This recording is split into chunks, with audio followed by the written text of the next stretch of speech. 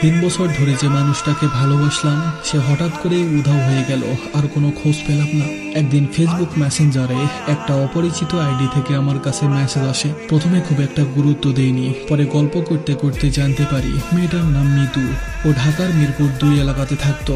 তবে একটা সত্যি কথা শুরুতেই বলে রাখি, মিতু প্রথমে আমার ভালোবাসার মানুষ ছিল না, সে ছিল আমার খুব কাছের একটা বন্ধুর গার্লফ্রেন্ড। আমার বন্ধুর তার সাথে সম্পর্ক ছিল, কিন্তু আমি বুঝতে পারতাম সে সম্পর্কটাকে খুব একটা গুরুত্ব দিচ্ছিল না।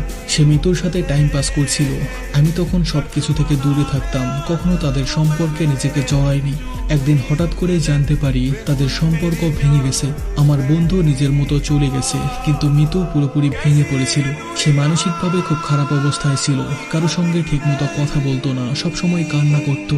সেই সময় আমি শুধু একজন বন্ধু হিসাবে তার পাশে দাঁড়িয়েছিলাম। প্রতিদিন ওর খোঁজ নিতাম, বলতাম সব ঠিক হয়ে যাবে, নিজেকে এত কষ্ট দিও না। ধীরে ধীরে সে স্বাভাবিক হতে শুরু করলো, আমাদের কথা বাড়তে লাগলো। একসময় এমন অবস্থা হলো, একদিন কথা না বললে দুজনেরই দিনটা অসম্পূর্ণ মনে হতো। কখন যে বন্ধুত্ব ভালোবাসায় বদলে গেল সেটা আমরা কেউই বুঝতে পারিনি। আমি তখন তুরস্ক প্রবাসে, আর সে মিরপুর 2 থাকতো। দূরত্ব ছিল আমাদের মধ্যে হাজার হাজার কিলোমিটারের, কিন্তু মনটা যেন সবসময় তার কাছেই পড়ে থাকতো।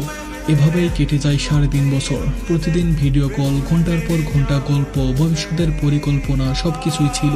আমরা স্বপ্ন দেখতাম আমি দেশে ফিরে গেলে পরিবারকে জানিয়ে বিয়ে করব, একটা ছোট্ট সংসার হবে, অনেক সুখের দিন আসবে।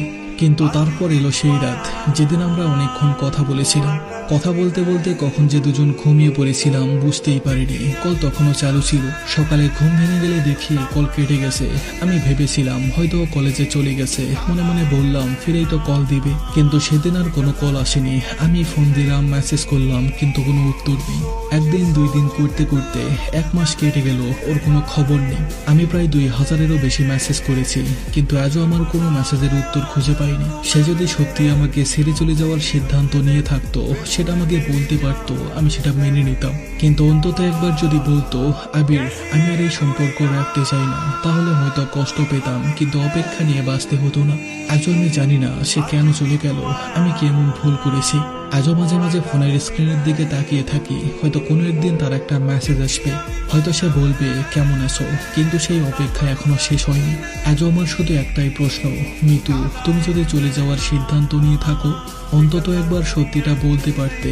আমি শুধু জানতে চাইতাম আমার দোষটা কি ছিল। হয়তো এই প্রশ্নের উত্তর আমি আর কোনোদিনই পাবো না, কিন্তু তারপরেও আমি অপেক্ষা করি। হয়তো কোনো একদিন হঠাৎ করেই আমার ফোনে আবার একটা নোটিফিকেশন আসবে।